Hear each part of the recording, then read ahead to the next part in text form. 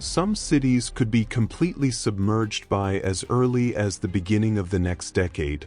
Which megacities are now at risk? Indonesia's capital Jakarta is sinking at a rate of 17 centimeters per year. Most of the city may be submerged by 2050. And it's not just global warming and rising ocean levels. Jakarta is primarily affected by rapid population growth and the associated excessive pumping of groundwater.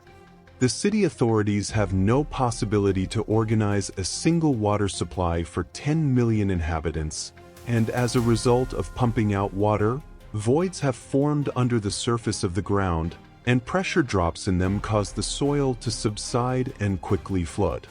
India. The latest report of the Intergovernmental Panel on Climate Change has listed Kolkata among the 6 cities likely to be underwater by 2030. Among the residents of the nearly 15 million metropolis, about 1.5 million live in slums. It is the poorest residents who are the first to fall victim to floods. They die under rubble and from electrocution. Kolkata is located in the delta of the Ganga River, in the lowlands. Besides, powerful tropical cyclones come here, for example, Cyclone Amphan in 2020. But the main reason is urbanization and huge population growth. Venice is famous for its high water. Several times a year the waters of the Po River and Venice Lagoon rise and fill the streets of the city. In 2019 and 2020, floods reached 50-year highs. In the last 100 years, the water level in Venice has risen by 30 centimeters, and every year it rises another 2 to 4 mm. But another problem is that Venice is located on a tectonic plate. Its movements cause the city to tilt slightly to the east, so that its western side is higher than its eastern side. If you add to all this the heavy buildings, which also cause Venice to settle, and the city's unhappy end is assured. Netherlands. The Dutch have a reputation as the foremost experts on floods. They have been fighting the onslaught of the sea since the 6th century BC.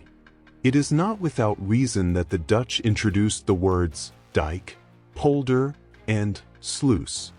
In the list of European countries that can go underwater, the Netherlands is in first place. And among the cities, Rotterdam is one of the first.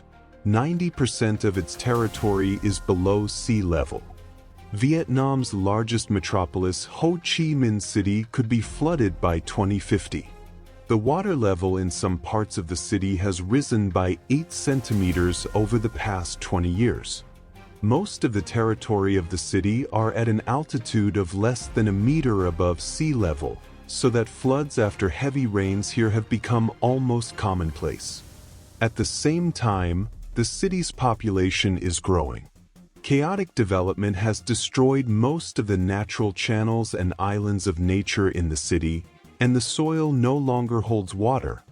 Another problem is the over-extraction of groundwater and the resulting voids in the soil. The central water supply is not being brought to the new buildings in time, and residents use their own pumping wells. In addition, the deltas of the Saigon and Mekong rivers are shoaling at a rate that outpaces the rise in ocean levels. This is due to sand mining for construction. Brazil. Experts have predicted that of all the cities in South America, Rio de Janeiro will suffer the most from climate change.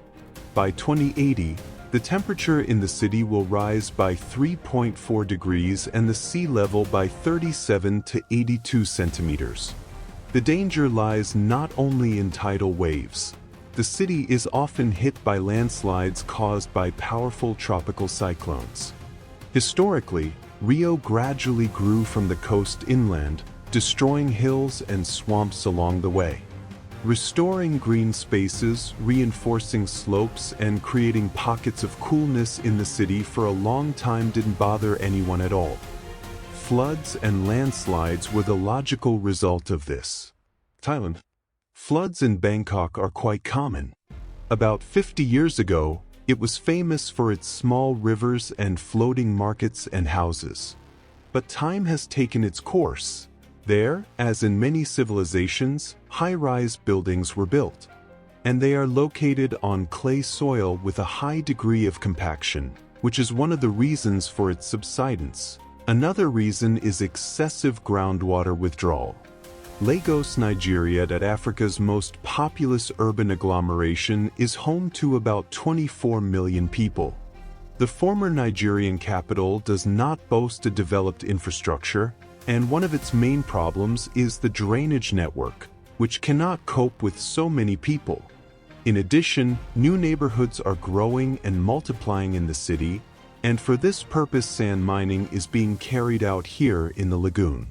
Soil erosion and erosion of the coastline are becoming inevitable consequences of indomitable urbanization, so Lagos is also on the list of megacities that may disappear in 2050. New Orleans, USA.